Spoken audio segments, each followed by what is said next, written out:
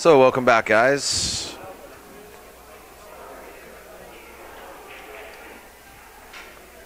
We're starting another match right now. This is on the one-loss side between Dave Hemmah and Chris Wedekind.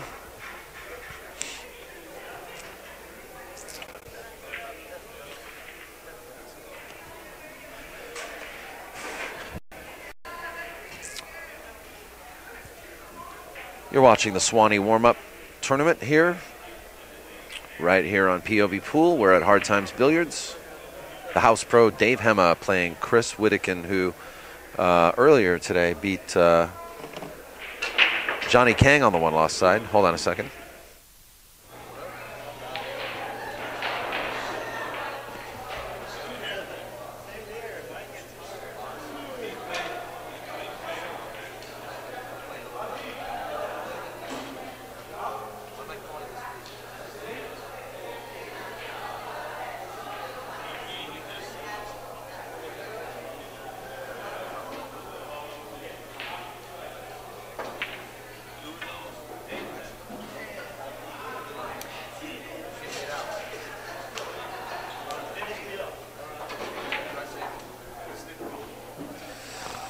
All right, that was Jim Burt, who just got defeated by Chris Wedekind on the one-loss side. He just came by to say goodbye.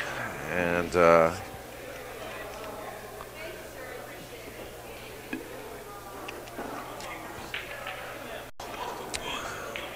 Chris Wedekind also defeated Johnny Kang earlier today. I think it was like 7 games to 2 or 3, something like that. I streamed it earlier, so just as soon as I get the chance, I'll upload it to YouTube.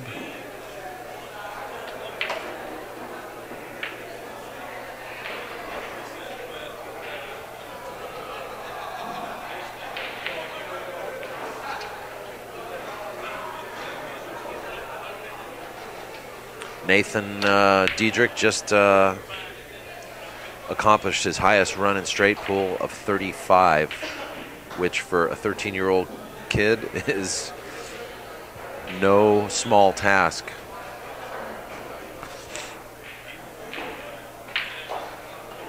I think it's important to be learning these games as early on as possible. You can develop a much greater understanding of the game by the time you hit your late teens and early 20s.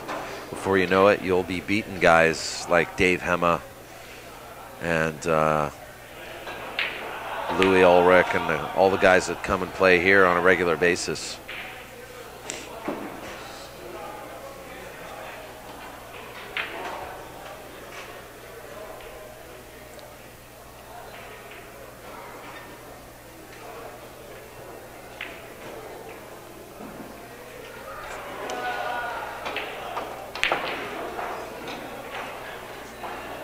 I think he used he shortened up the angle with a little inside English there.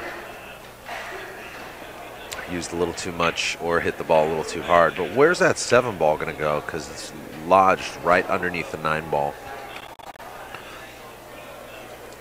This is going to be an obvious safety.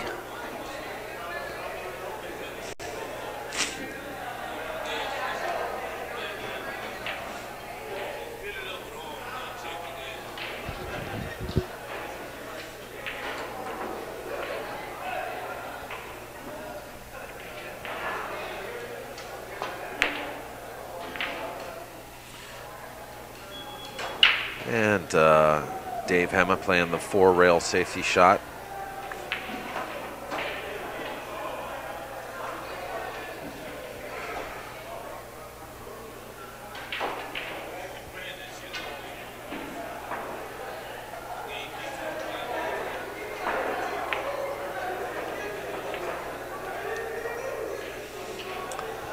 Chris leaving a straight 3 ball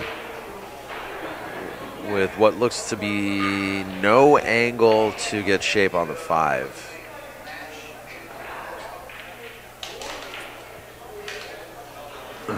But if you hit these really hard and they go in, you can create angle. I've seen Dave do it, but looks like he's playing the 1 pocket safety. Oh,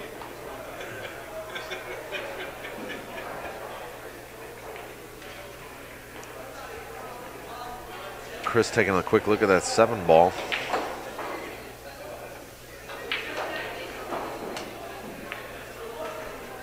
Oh, and Mike Piyosambun's going to join me here.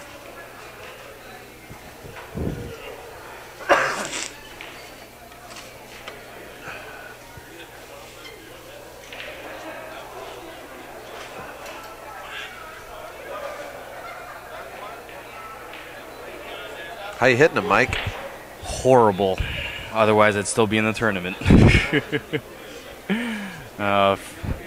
I just don't have enough. I just haven't, you know, obviously committed enough time as much as some of these other guys have. I mean, some of these guys here have been playing for God knows how many years. It can be discouraging, huh? A little bit at times, but you know, I mean, like I just absolutely love this game. You know, I love everything about it. You know, I just love, and I love being involved with, like, you know, every aspect. You know, be it this or, you know, directing tournaments up at Sticks, or, you know, helping out Marie. You've been doing that a little bit up there, haven't you? Yeah, I did that. I did that for a little while, and then I left to go out of town for a bit, and then when I got back, started doing it again afterwards. And on the 9-foots or on the bar boxes? We were doing it's 9-footers on Tuesdays and Thursdays for my 9-ball tournament. We tried to get a bar box 8-ball going, but it just didn't. You know, it didn't catch. It didn't take, and so. So on Tuesdays and Thursdays now, are they both handicapped? Tuesday and Thursday, it's a handicapped 9-ball tournament, double elimination, $12 entry. You know, starts at 8:30. So any of you guys out there that are in the area of Ranch Cucamonga, it's you know, roughly by, you know. And they're both 9-ball bar box. Yeah. Oh no, it's 9-footers. It's on 9-footers. Yeah. It's the same tournament. We just hold it 2 nights a week, Tuesdays and Thursday nights. So. You know what? You ought to try an 8-ball tournament on the 9-footers. We try. I tried getting that, but I mean, the only people that we've had up there that as far as I could tell, were you know, that play 8-ball on the on the big tables. Are just your run-of-the-mill, you know, groups of kids and all that just want to come in and shoot a little bit of pool and all that. Yeah, but I'm surprised actually, because you have quite a strong APA and BCA crowd at Sticks, and to not be able to promote an 8-ball bar box tournament there is surprising to me. It started off okay for about a month or so, but you know, one unfortunate thing too is, like, you know, with the APA players, from what I've seen, they get really accustomed to the APA format. Yeah, that's true. Okay, know, I can understand that being one aspect of it. And then so, you know, and then our the handicapping that I was doing for the 8-ball, because it's a handicap. Oh, you're handicapping the 8-ball too? too? We handicapped the 8-ball as well. Now it was just it was slightly different than the APA one. Well, I mean, it was still games on the wire.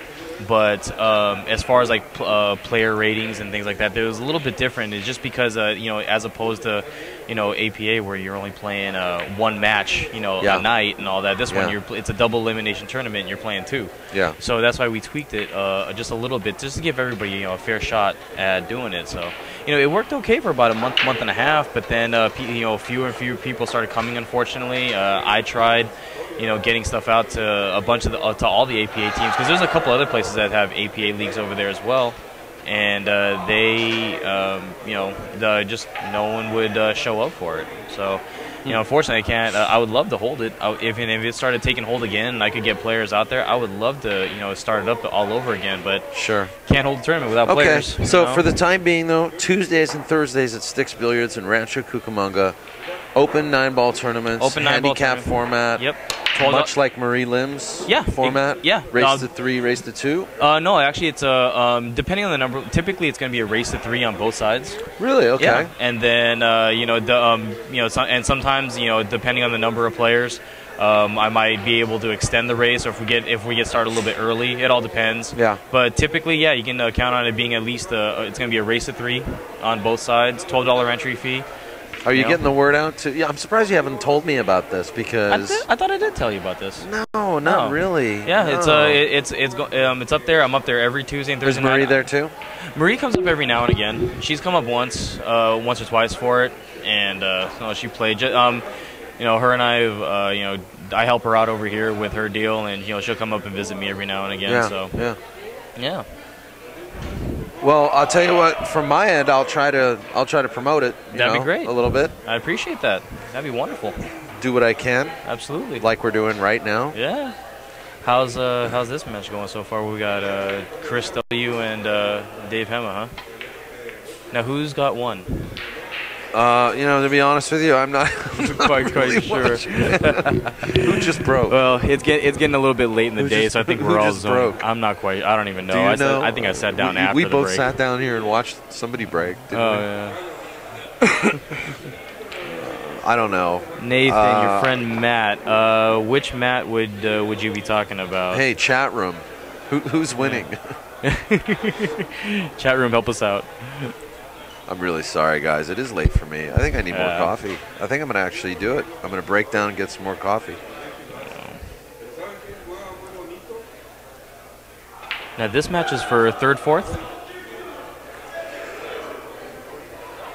It's a good question. Another one? Yeah, I actually believe it is third, fourth. The tournament board's all the way on the other side of the room right now, and my eyes are pretty good, but they're not that good. Third, fourth, and then the next one is, this is guaranteed fourth, and then next one is guaranteed third. Okay. And then the last match will be between the winner of the guaranteed third and Dario, who waits in the hot seat. Okay. So, yes, this is third, fourth. Yeah. Dave Hemmah has to race to 6 here. Okay. Oh, man. Well, the 8-ball's going. No, it didn't go. Yeah, it did. I tell you, man. Now what?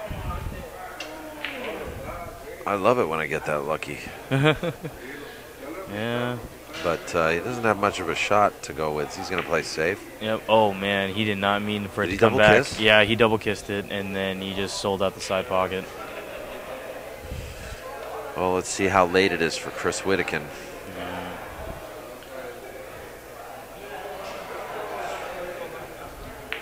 Yeah, I remember we kind of joked around a little bit. I joked around a little bit with somebody one time.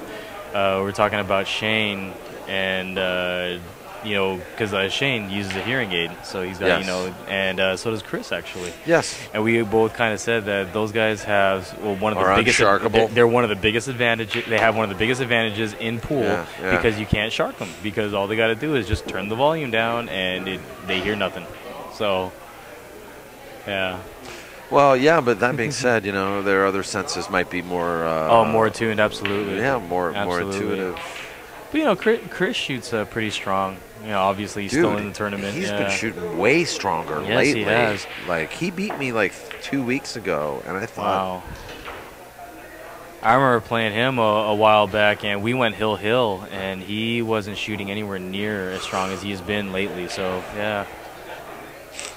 Yeah, Kevin Kidd, you're right. Yeah, works for those guys too. Yeah. The rest of us just have to settle for plugging up our ears with our iPods and MP3 players and all that.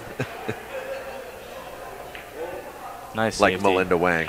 Like Melinda Wang, yes. She's definitely an iPod user. Oh yeah, she has her ears plugged up. I plug my ears up. I put my stuff in too. Cause just for me, what I've found to help me when I'm playing is I actually listen to classical music. Okay, while I that's play. fine. That's fine. And it keeps a nice steady rhythm. There's obviously no words or anything like that. Nothing to really distract me, so I really don't hear anything except just a steady stream of music and all that. And it's actually helped my game quite a bit. It's just helps keep build a rhythm. I bought earplugs for Barbara, and she just won't use them. She won't use them even after I'll be at the other end of the room, and she'll come from her match and walk up to me and tell me to, keep my voice down. She can hear me from 8 tables down. And I'm like, wait a minute, I'm not that loud, I think she's, listening for me. just to give you. But she won't use the earplugs. No. She won't use them.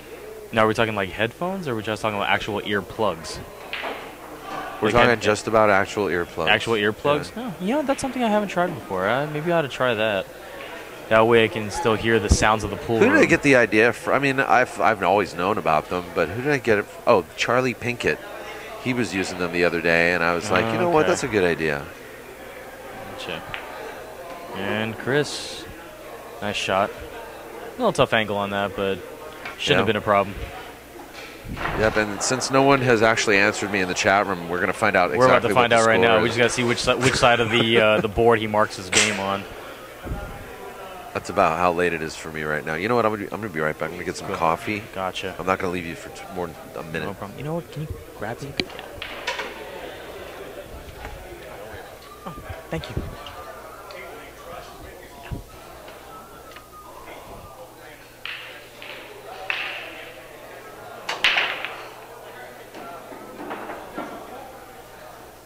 All right, guys. Score is actually 1-1, so we are all tied up. I want to thank all you guys again for joining us on POV Pool and helping us as we promote this really great game.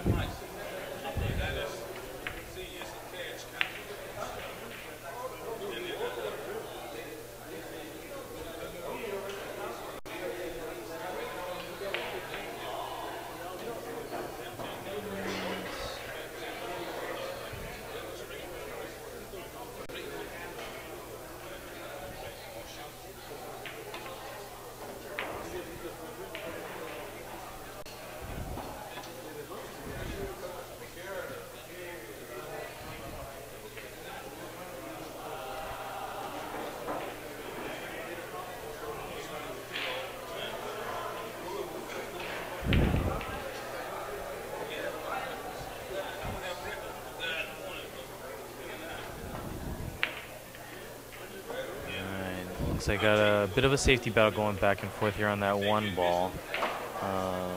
Both Dave and Chris are not really leaving each other, much to play with.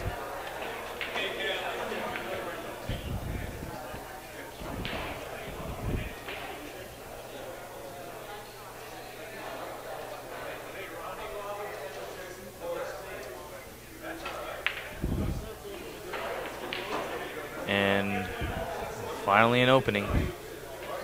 Chris misses the one ball, so Dave's going to have ball in hand now. Now, chat room, feel free to chime in on analysis. I'm sure there's plenty of people out there that have a little bit more knowledge than I do, so we'll see what Dave decides to do with this shot right here. And here is Daniel back. He's gotten recharged with a nice cup of joe, so I will be right back.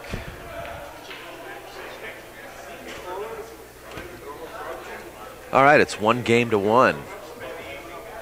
We got that right. I don't know if I spoke.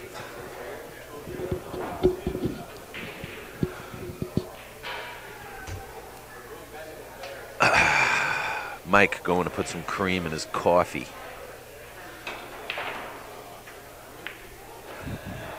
Ooh, what was that? Ooh, he was playing that was pretty good safety. He's not happy with the result because it's a one railer or a two railer. He wanted to freeze him on that 6 ball. He really wanted to.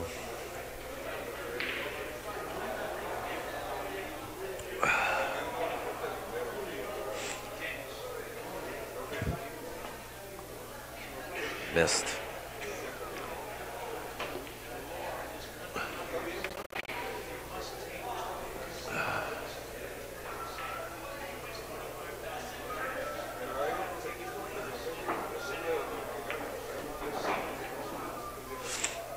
So how's everybody doing out there in the chat room?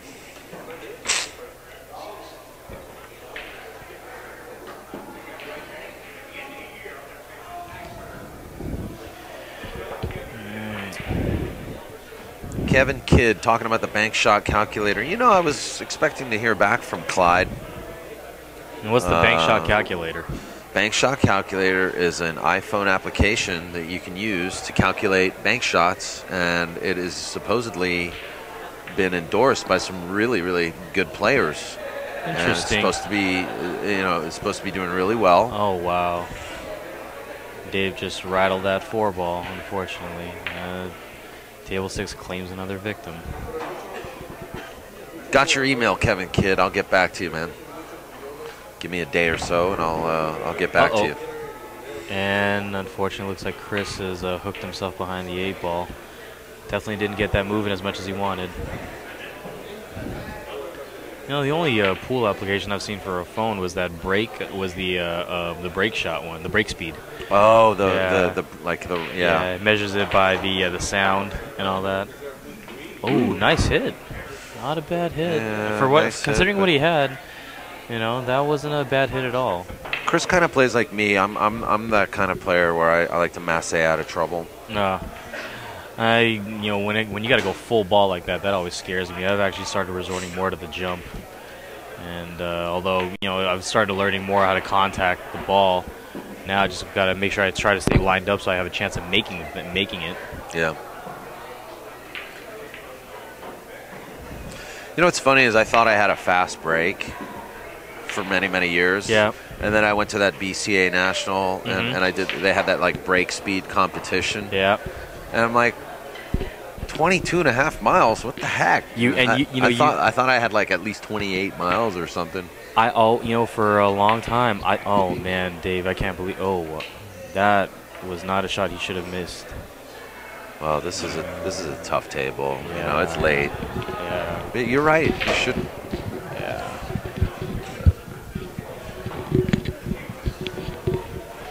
Thing is Chris could gain the edge here. Yeah. That was a good shot. Very good shot. Now, back to the whole speed about breaking. For a long time, I thought that when you broke a ball, that thing was traveling at a good, at least 40, 50 miles an hour. And then, I was talking to a friend of mine, Joey Chin, actually. Oh, yeah. He told me, he's like, the top break speed that people have is going to be in, the neighborhood of, like, the highest that I've ever heard of, I guess, is around, like, the 32. low 30s.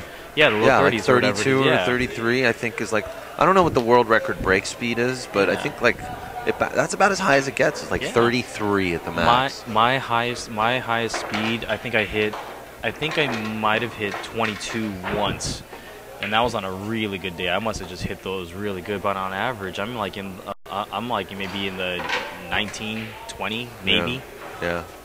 I don't. Vincent Wu, he makes a good point. You actually really don't need to break that You're hard. absolutely right. It's actually better to take a little bit off your brake. Yeah. 21 miles an hour is a good brake speed. Absolutely. 21, 22 miles an hour. Yeah. And I was actually here. That speed right there. That's perfect. That was like 19, 18 miles an hour. Probably, yeah. I was actually here last week, and Alex Pugline was here practicing, and he was racing the Ghost, playing 10-ball, and with what he was doing, obviously with a 10-ball break, you break from center table, but he used an open bridge, and was breaking the balls. I mean, if I had to estimate it, I would say at top he was maybe going 17 or 18 miles an hour. Yeah, maybe at top. Yeah. But the thing is, he had the balls frozen. He racked them good, and they spread relatively well. I mean, they didn't go all over the table, but he didn't really have too many balls tied up most of the time. He did really good. Yeah. Nathan makes a good point as well that a lot of people seem to think that a heavier cue is going to help you break harder, and that's actually not the case, because with a heavier cue, now you've got more weight that your arm has to move. You're dragging more weight into your stroke. Yeah, so you actually break slower. And actually lighten my cue. I used to break with a 20 or 21 ounce cue, and then once I dropped my break cue down to 18. And it breaks great. I've broken so much better now. Actually, and I actually have more control now, because now there's none of that extra weight. You're not dragging that weight. Yeah, there's none extra to restrict my movements. Yeah. Well, Vincent, you are right too. Some people that are bigger and stronger, they do need that heavier cue just so they can feel like they're actually carrying something. I think a guy that's like buff and works out and all that, if he carried my cue, he'd probably feel like a pencil. Dude, what players do we know that are buff? Well, we don't know about buff, but I definitely know a couple that are big. Yeah.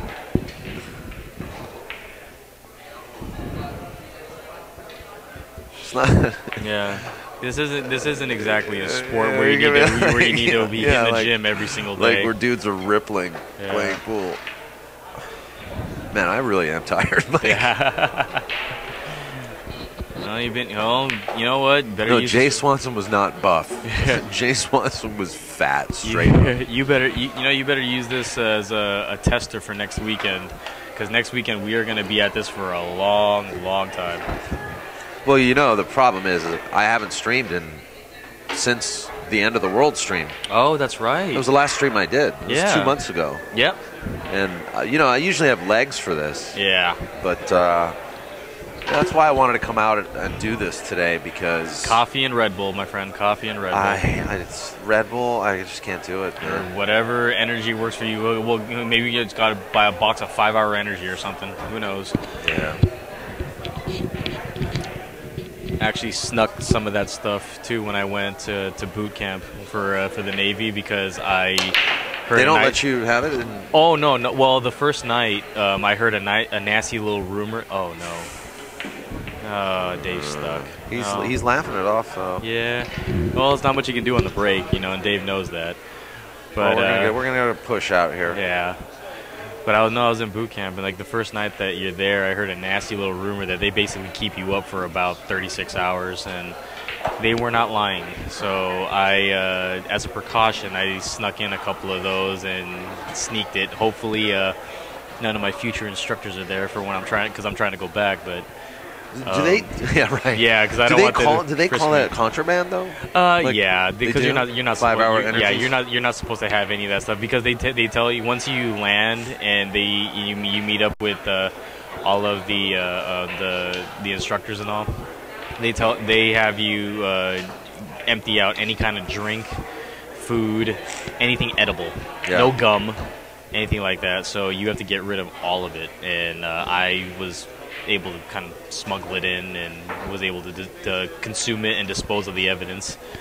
So,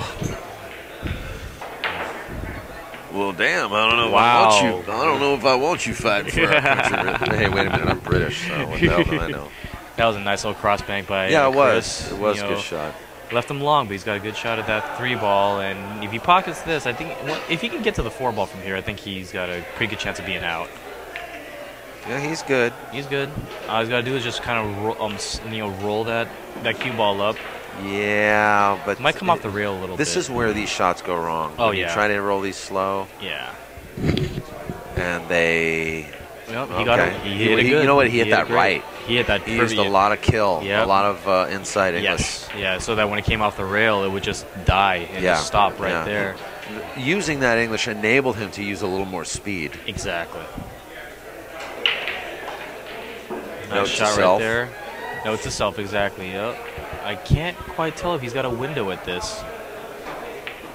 It looks like he's shooting like he does. Yeah. He's not worried about it. Oh. No, I see. I had a feeling. No, he had a window, but he was... I don't know. That 7-ball looked it may have been a window, but it looked really tight to me. I wasn't quite sure about that one, but I mean, it turned out okay for him. Dave's gonna have to kick at this to get out, and he's going underneath it. Yeah, I think Dave's just gonna try to kick and leave that cue ball up top, and open shot. Yeah, not a. I mean, it's not a terrible leave. I mean, Chris definitely has an open shot, but it's no, to shoot this in and get shape, he's gonna have to hit this pretty good. Yep. He sort of pushed into the ball there. Did you see that? I think he might have been a little bit afraid of that scratch in the bottom right corner. He moved. There was a little bit of movement in his elbow. Yeah. Oh my God. How do you like that? Jesus. Dave hit that about as good as you could possibly hit it. Yeah, but this is we're not on the kiddie table anymore. Oh no, definitely.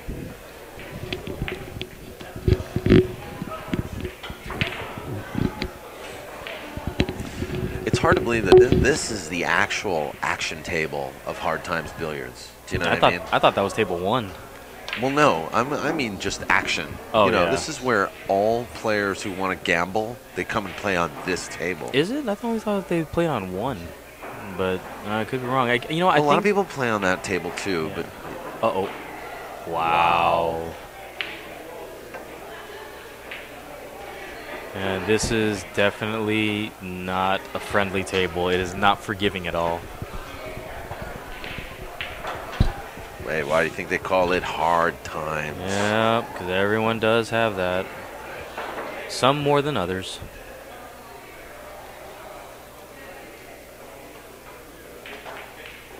Nice shot, Dave.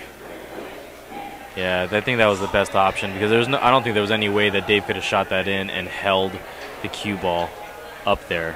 He's going to hold on to that rake. Yeah. No, No, he's a righty. He can hit he's that. a righty, yeah. Yeah. See, for me, Now the question is he going to hit safe or is he actually going to try to go for that cut?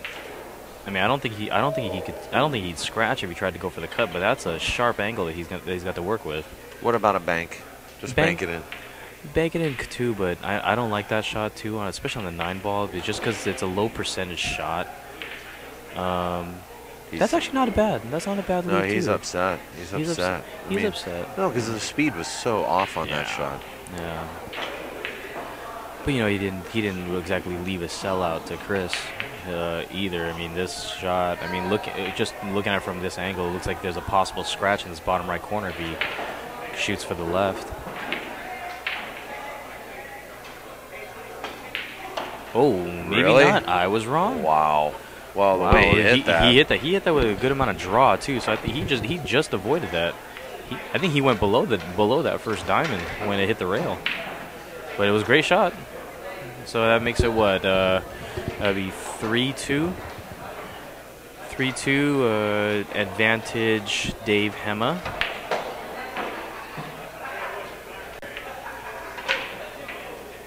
Wait, is that 3-2? Yeah, it is 3-2. It is 3-2. It's like WHI. I don't know. You know what? Just put W. All right. Just change it to W.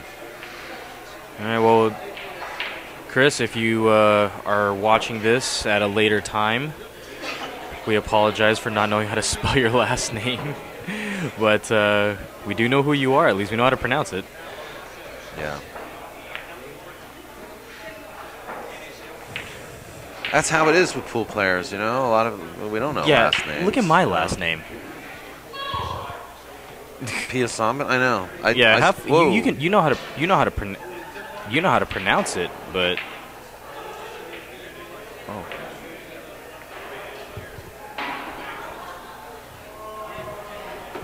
Yeah, you know how to pronounce it, but have fun spelling the thing. Yeah, I spelt it wrong on the last credit that I gave you, didn't I? I don't really remember. I do not recall. Well, it was the end of the world tournament. Was it? With, oh, okay. I think it was that's not a big deal. I've been dealing with that I've been dealing with that my entire life. Yeah. Stevie Moore versus, oh gosh, I don't even remember. Oscar Dominguez? No. Or was it Bo? Was it Bo? I think it might have been Bo. No, it wasn't. Oh. Oh, nice shot, Dave. He hit that really good. It's so funny because it's the last match that I put up. Man, I'm having a senior moment. See, there it goes again. He likes them curvy shots. Yeah. You know, what I've learned is that you do not have to be a senior to have a senior moment. I don't know why they call it that. I have them about 2 or 3 times a day.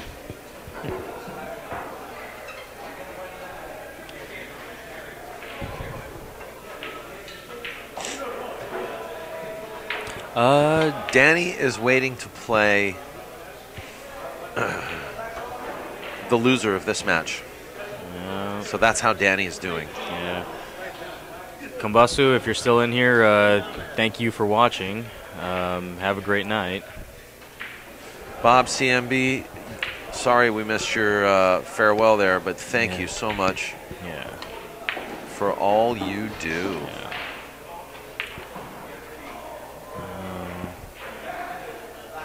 And thank you, Vincent Wu, for pitching in as a moderator for the time being. Appreciate that. Now, I wasn't quite sure what Chris was going to do on that 2-ball, because it was cuttable, and I think he could have gotten shape on the 3, but I think he opted for the more conservative shot, he's left Dave a shot, but I don't think Dave likes it very much. There's not much Dave to doesn't like anything about it. That's why he's taking so long to look at it. He likes nothing about it. No, there really wasn't much to like. I mean, that's one thing I myself, I hate shooting out of the pocket like that. I mean, and actually I know a lot of people that do hate it as well, because it's actually it's distracting to shoot out of the pocket like that. And that's whenever I have to do a push out after the break, I will always push that ball right there. And really? Yeah.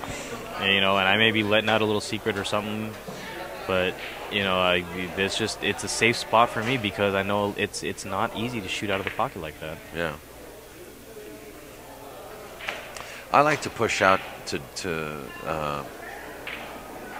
a ball to jack someone up. That's actually a good idea too. Because I feel okay shooting jacked up. Right. So I know if they give it to me. Yeah. I don't think I've had anybody, I don't think I've had anybody give back a shot where they had a full look at the ball. That's why I'll leave them that shot, and more often than not, I'll actually be the one that comes out after the push. Nathan says he pushes into a jump shot. Now that's another good idea too. That is good. If you just leave him half a ball, leave him like a half ball jump shot, because it's it's more tempting that way. Because now you have to clear with that though is they might take the jump. That's true. That's very true. Nice shot, Chris. Oh, I don't know if he wanted to come that far, though. Oh, that was adrenaline right there. Yeah. He should be able to get this in the side and go off the rail. Hopefully he doesn't hit that. He may hit that 8-ball, though, on the return. Should be okay. Oh, he went for the draw. And Dave's going to be happy. Dave, yeah. Well, let's just hope that, everything cooperates for him. Everything lines up for him this time. On any other table, I would say this is just a textbook out, but on table 6, I don't know about that one.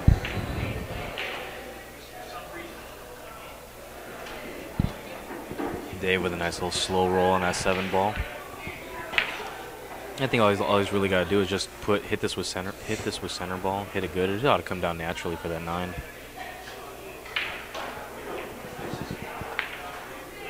Well, looks like he's putting a little bit of inside on it, though. And wow. Well, yeah, Dave's a little disappointed that he missed that shot, but he didn't leave it for him. I mean, that's still a tough shot for Chris to make. I mean, it's not in the pocket. It's right on the edge of that corner right there. I actually don't like this shot. I know, me neither. There's nothing to like about it. You gotta really just hit this thin outside English. Yeah. No. I've always thought on those shots, I've always tried to hit it, go rail first and hit it with inside. Well, that's only if you're trying to squirt it. Oh, okay. Oh, rail first, inside? Yeah, I'll go rail first with inside. That way it comes. No, the 8 wasn't frozen. It wasn't frozen. It wasn't frozen. There was some room off the. Yeah. But you can squirt those balls in, but it was not far enough off the rail. Gotcha. No, either way, I mean, Chris missed the shot, but squirt it in. Chris got himself a lucky roll on that one, to where the 8-ball ended up. Well, that's another reason why the outside English works. Oh, I think I'm gonna remember that. If you underspin, it can roll back into the middle of the table. Yep.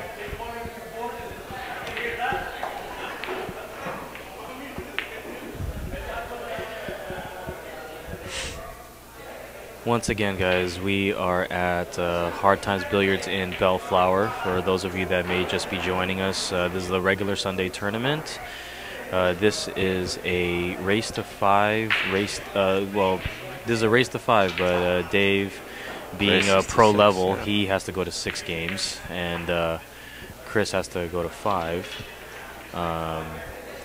It looks like, I think we had a pretty good turnout today, and I think we had a lot of people just warming up for this Jay Swanson Memorial Tournament, 17th we have annual. About 58 players today. I'm not quite sure if it was that high. It may have been. You know, I didn't get a chance to really look at the board and count. And ooh, wow, he used all the pocket on that one. All tied up. So Dave's got 3 games to go, and Chris has 2. So had some unexpected turns today, I must say. You know, as far as some surprises about people with people playing and all that. And some new faces I haven't seen before. Danny Gokul from Great Britain. You know, you know, I had never heard his name before today, and he played a phenomenal match against Jim Burt. So well, we're gonna see him. We're gonna see him after this match. Oh yeah, that's right. Yeah. Because he has to play the loser of this match. Oh, okay. Or I'm sorry, winner. The winner of this match. Of this match. Yeah. So we're gonna see Danny Gokul again. Yeah. Oh, so Dario got him in that match, huh? Yeah. This. Wow. I mean, I had his friend Kurt commentating with me. Oh, okay. And you know, even Kurt said that Danny's not playing nearly as good as he should be. He wasn't bringing any of his game. He might be a little tired today. I'm sure he'll make sure that he's rested up and healthy for next week for the Swanee. Absolutely. And that's going to start bright and early next weekend, everybody. So I know for people in the billiard world, the idea of waking up before 12 o'clock noon is very much a foreign concept. But you know, for this tournament, it's a 192-player field, and we got to get through it in 2 days. So we're gonna try. They're gonna be trying to start that tournament up as early as possible, and we are gonna be running through matches. So rest assured, we will be here to cover as much of that action as possible. So make sure you guys wake up early in case you can't make it down here yourselves, and.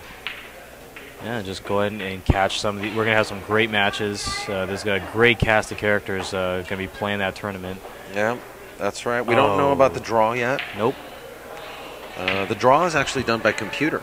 Oh.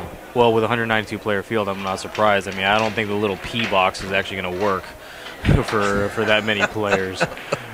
P box. Yeah, well, that's what the little P's. No, that's I know what we what you mean. Yeah, you know, I mean, I had that little bottle. Or a deck of cards. Oh God, you know how many deck of cards? There's 52 cards in a deck, so you're gonna need what? 3, 6 decks of cards. 4. You need 4 of them. You're gonna need 4 decks of cards, just about. Unfortunately, Dave. Names out of a hat. Yeah.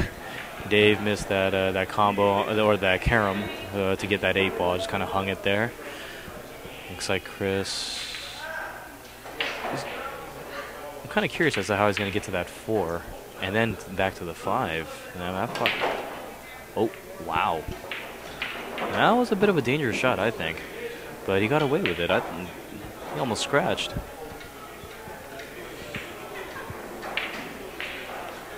You know, real quick, guys, just want to do a rundown of some of the A-list players that are going to be here. You can see this on the press release. You can see that on Daniel Busch, on the POV Pool Facebook page. But actually, what I'll do is I will post the link in the chat room. Yeah, absolutely.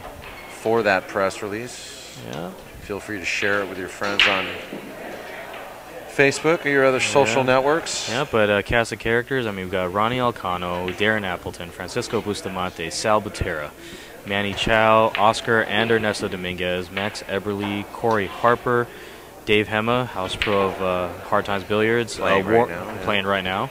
Warren Kiamko, Stevie Moore, John Mora, Rocket Rodney Morris, Dennis Arcolo, Alex Pagulayan, Jose Perica, who's considered, you know, one of the guys. He was the trailblazer. He was the trailblazer. He was pretty much the guy that really started that whole Filipino invasion to the U.S. And that's right. I think that was a major milestone when he's been all the winning Filipinos came out. For 35 years. Yes, he has. And then Santos Sambajon Jr., Jason Shaw, Louis Ulrich, and Shane Van Boning. All these names, I'm sure those of you that are watching are familiar with these names. They are definitely championship material. Shane Van Boning playing some of the best pool ever, and he's playing really strong. Max Eberle. Max he just Eberle. beat Dennis in straight pool at the straight pool championship in.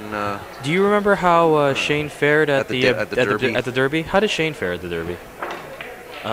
Did he win the one pocket? I think he won the one pocket. I think Francisco Bustamante got master of the table. He won the one pocket, and I think did he win the Bigfoot challenge? No, I think that was Pagilan that got that one. Alex Pagilan I think got that one, and then Francisco Bustamante got the bank competition.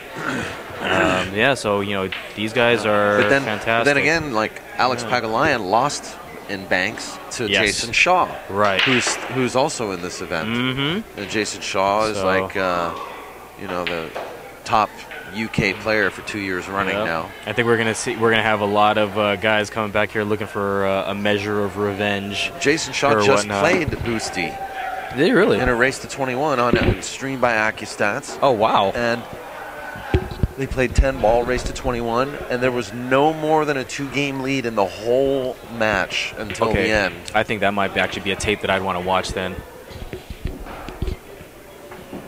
I think one of the most exciting ones that I saw was when I think I was watching Efren play. I forgot who exactly he was playing. It may have been Earl Strickland, but I think Efren was stuck. It was a race to 9. I think Efren was stuck 7-2, and he came back and won it.